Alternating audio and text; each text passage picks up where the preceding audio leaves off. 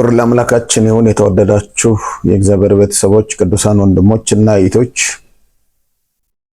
መጋቢ ደምሴ ጭሞ እባላለሁ ከሐዋሳ። እጅግ በጣም ልቤን የነካው ሐሳብ ስለሆነ ይህንን ሐሳብ በተለይም በእግዚአብሔር ቤት ውስጥ ለምታገለግሉ አገልጋዮች፣ ወንጌላውያን፣ መጋቢዎች፣ መዛምራን ከዛም ባለፈ ደግሞ በልዩ አይነት መንገድ ጌታን በታማኝነት በጽድቅና በቅድስና በንጽህና እግዚአብሔርን በመፍራት ለምታገለግሉ አገልጋዮች ሁሉ ትልቅ መልእክት ነው ብዬ አምናለሁና አንደኛ ነገሥት ምዕራፍ 19 ከቁጥር 1 እስከ 18 ባለው ክፍል ነበር በነብዩ ኤልያስ ታሪክ ላይ የተመሰረተ መልእክት ነበር።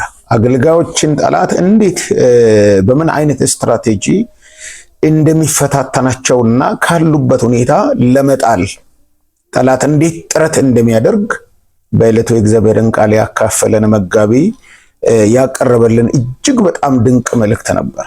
ይህንን መልእክት ሼር ለማድረግ ነው በእውነት እጅግ በጣም የተነካውበትና ራሴን በደንብ የተመለከትኩበት የእግዚአብሔርን ሐሳብ የእግዚአብሔርን ፈቃድ በደንብ ያስተዋልኩበት በመሆኑ በብዙ አይነት ፈተና ውስጥና ግራ በመጋባት ውስጥ እያሳለፋችሁ የምትኖሩ ወንድሞችና እህቶች ትልቅ መልእክት ነው ብዬ አምናለሁና ጠላት አገልጋዮችን እንዴት ነው መፈተናቸው የሚለውን ነገር ሐሳብ ያ ወንድም መጋቢ ሲያነሳ የመጀመሪያ ነገር ያነሳው የትናንትና ድልና ስኬትን ማስረሳት።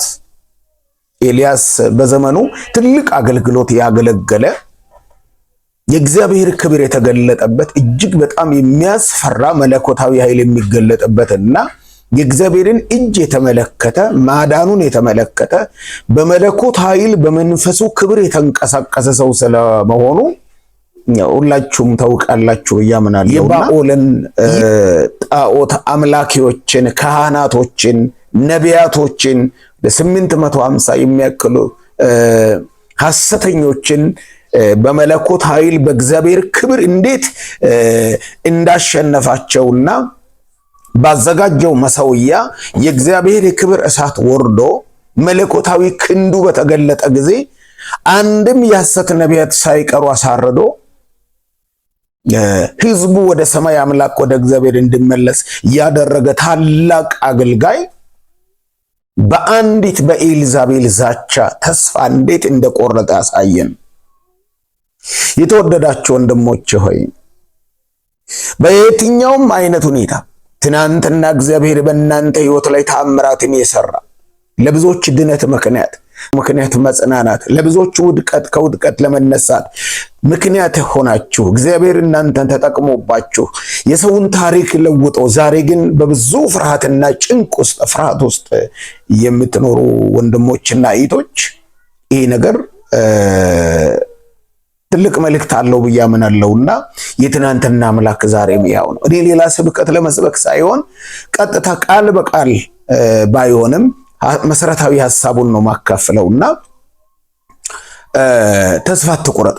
የትናንትና አምላክ በህይወታችሁ ድል እንድታደርጉ ያደረገ አምላክ፣ በምህረቱና በቸርነቱ የጋረዳችሁ አምላክ፣ በጥንቃቄውና በጥበቃው የመራችሁ አምላክ የትናንትና አምላክ ዛሬም እንደ ሰው ልጅ የማይለዋወጥ ቃል ኪዳን አክባሪ የሆነ አምላክ ከናንተ ጋር ነው። ተስፋ አትቁረጡ። ተስፋ አትቁረጡ። ጠላት የመጀመሪያ ትልቁ መሳሪያ ንግግር ነው። እነዚህ እንዳሳረድካቸው፣ እንዳስገደልካቸው፣ እንዳጠፋቸው እንደነዚህ አንተን እንደነሱ ካላደረኳቸው ብላ በአማልክቶቿ ምላ ነበር መልእክት የላከችው። በዚያን ጊዜ ኤልያስ የሆነውን ነገር ላሳያችሁ። ቁጥር 3 ላይ ኤልያስም ፈርቶ ተነሳ፣ ነፍሱንም ሊያድን ሄደ። በይሁዳም ወዳለ ወደ ቤርሳቤ መጥቶ ብላቴናውን በዚያ ተወ ይላል። ኤልያስም ፈርቶ ምን ሆነ? ተነሳ። ከነበረበት ስፍራ በእግዚአብሔር ጸጋ ከቆመበት ስፍራ የመለኮትን ኃይል ባየበትና ለሰማይ አምላክ የምስጋናውን መስዋዕት ካቀረበበት ስፍራ ለመልቀቅ ቦታውን ለመልቀቅ ምን ሆነ? ወጣ፣ ተነሳ። ምን ሆኖ? ፈርቶ ሌላ ጦርነት ለመዋጋት፣ ሌላ ድል ለማድረግ፣ ሌላ ምርኮ ለመሰብሰብ ሳይሆን ኤልያስ ነፍሱን ለማዳን ሸሽ። ወገኖች ይህ ቃል ልቤን እጅግ በጣም የነካው ቃል ነው። ኤልያስም ፈርቶ ተነሳ፣ ነፍሱንም ሊያድን ሄደ የሚል ቃል እናገኛለን። በእውነት በራሳችን ነፍስ የምናድናት ነፍስ የለንም። በራሳችን የምንጠብቅ ነፍስ የለንም፣ ሕይወት የለንም። ምክንያቱም በክርስቶስ ኢየሱስ ሙታን በነበርን ጊዜ የሰጠን ሕይወት የሱ ሕይወት ስለሆነ ስለዚህ ሕይወት የሚጠነቀቅ ሞትን ድል ያደረገ መቃብርን ፈንቅሎ ፈነቃቅሎ ተነስቶ በአብ ቀኝ የተቀመጠ የክብር ንጉሥ እግዚአብሔር በዙፋኑ ላይ አለ። ዮሐንስ ወንጌል ላይ ምዕራፍ 10 ላይ ከቁጥር 27 ጀምሮ በምናነብበት ጊዜ በጎቼ ድምፄን ይሰማሉ፣ እኔም አውቃቸዋለሁ፣ የዘላለምንም ሕይወት እሰጣቸዋለሁ፣ ከእጄ ማንም ሊነጥቃቸው አይችልም ይላል።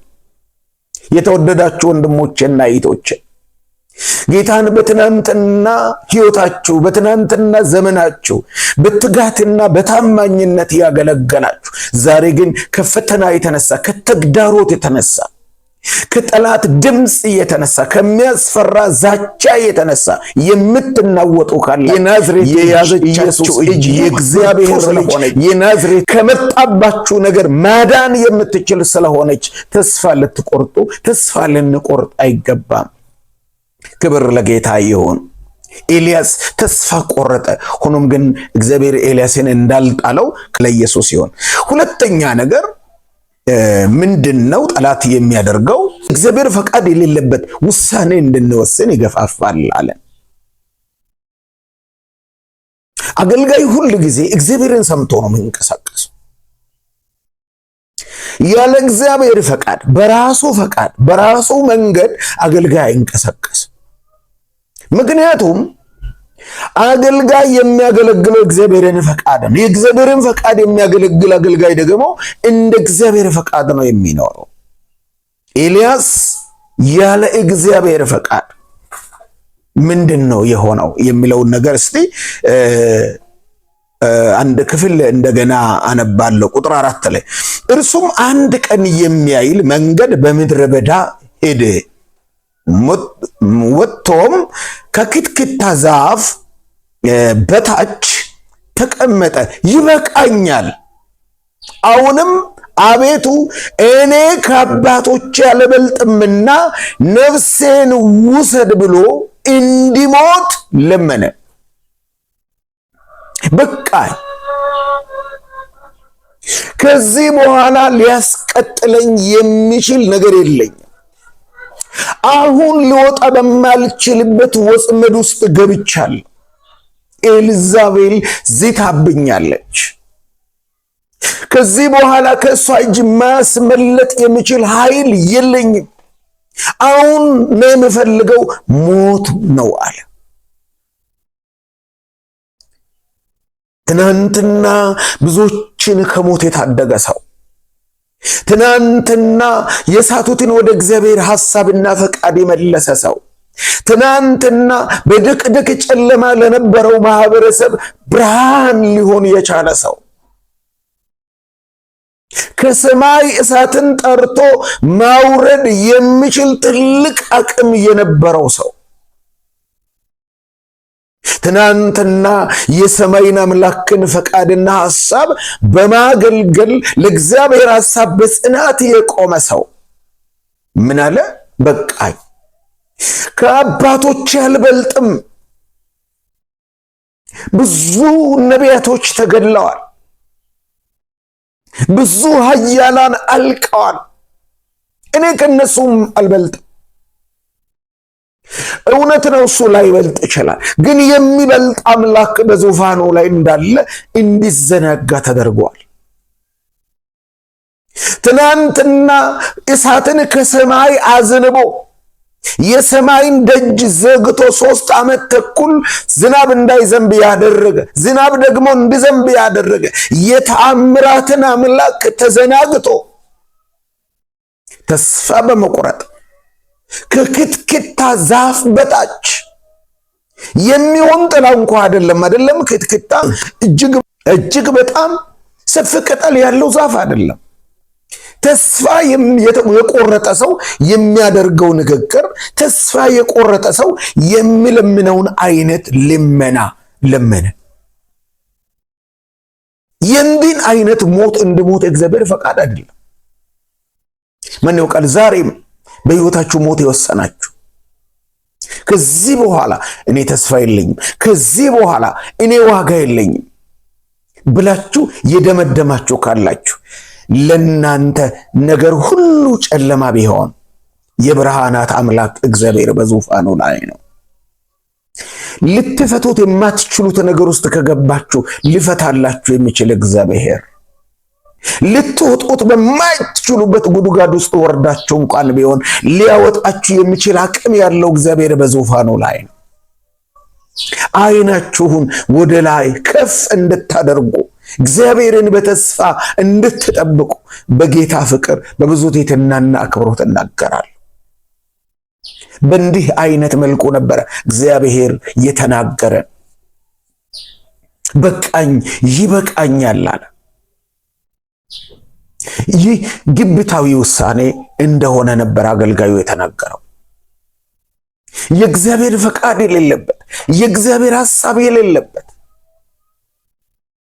እንዲሁ ከክትክታው ዛፍ በታች በተጋደመበት ሞቶ ለመቅረት ድምዳሜ እንደዚህ ይሆናል።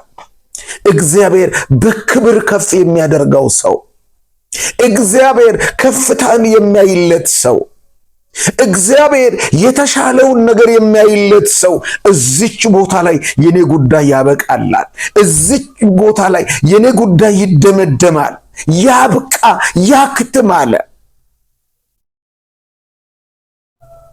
ዛሬም በዓለም ዙሪያ ላይ የምትኖሩ በተለይም በእግዚአብሔር ቤት ውስጥ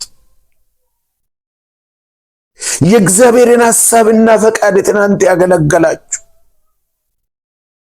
ያለ ነውር ለመኖር ስጋችሁን በትርሳችሁ ነክሳችሁ ያዛችሁ በጽናት የቆማችሁ፣ አሁን ግን ያጋጠማችሁ ነገር ጉልበታችሁን አብረክርኮ አድክሞ አቅም አሳጥቷችሁ ተስፋ በመቆረጥ በቃኝ አላችሁ። አይበቃም። እግዚአብሔር እንደገና ያስቀጥላችኋል። እግዚአብሔር እንደገና የድልን ሕይወት ያለማመዳችኋል።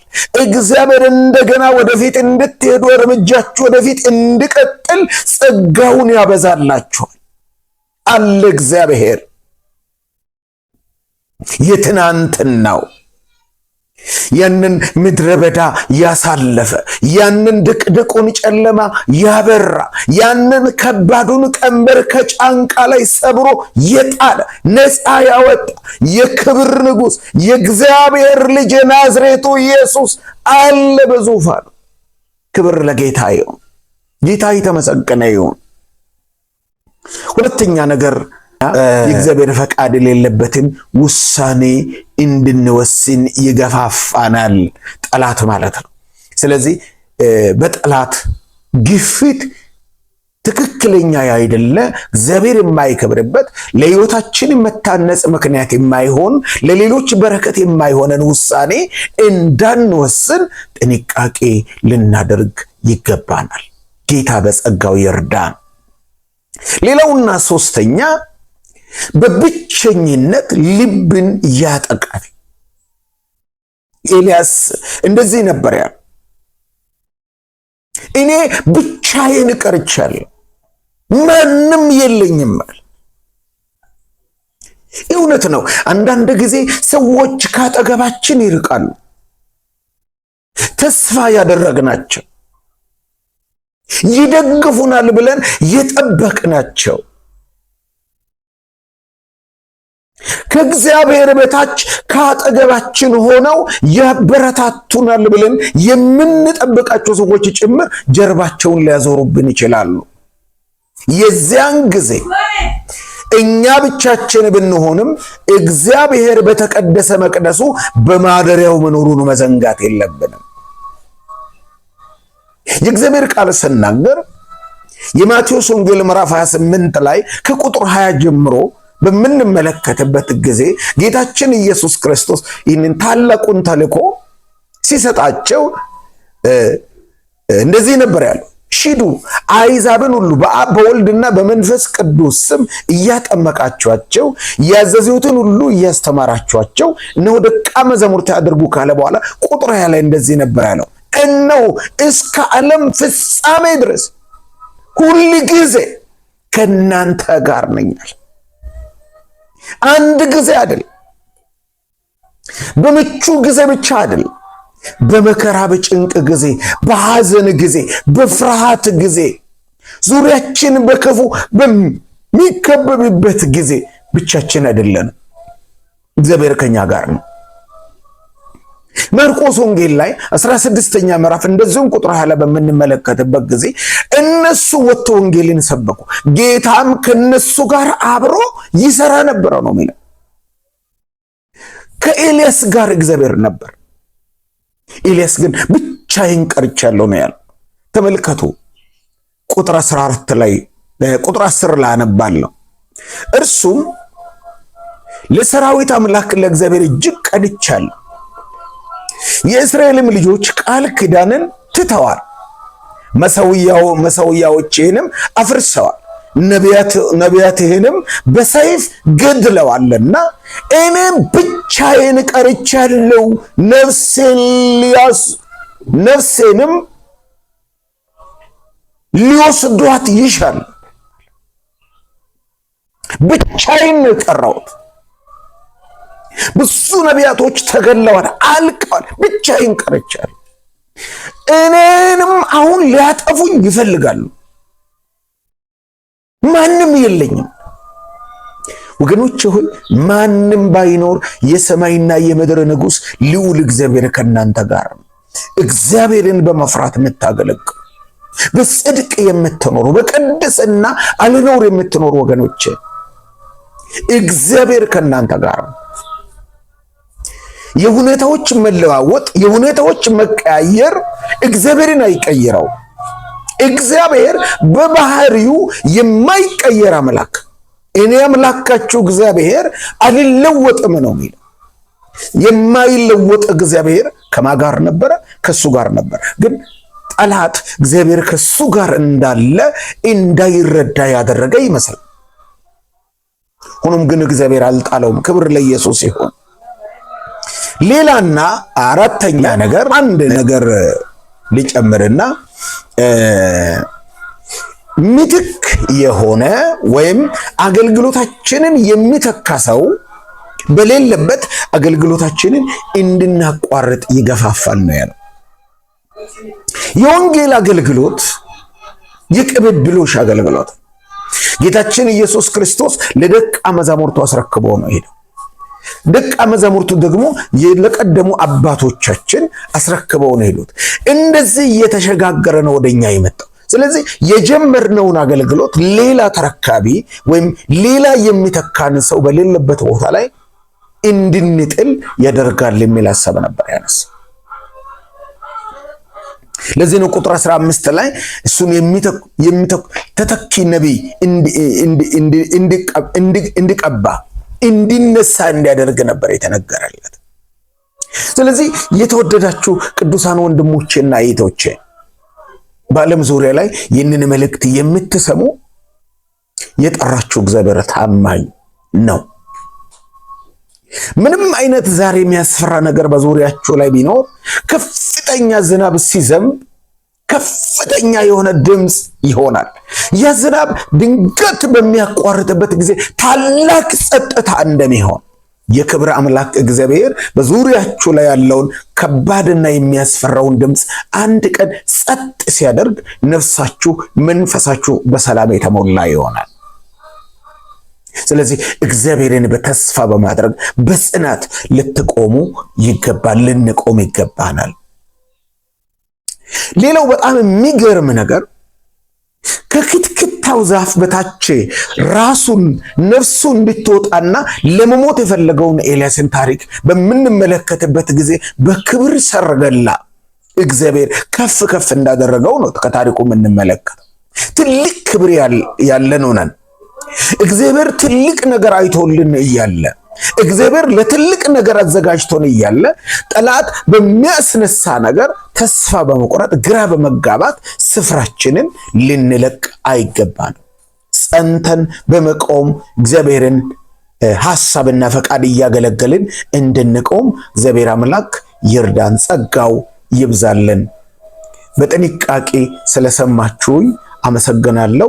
እግዚአብሔር አምላክ ዘመናችሁን ይባርክ። ሼር በማድረግ ለሌሎችም ሼር በማድረግ ሰብስክራይብ በማድረግ አገልግሎቱን ለብዙዎች እንዲደርስ እንድታደርጉ በጌታ ፍቅር ጠይቃችኋለሁ። ተባረኩ። ጌታ ይባርካችሁ።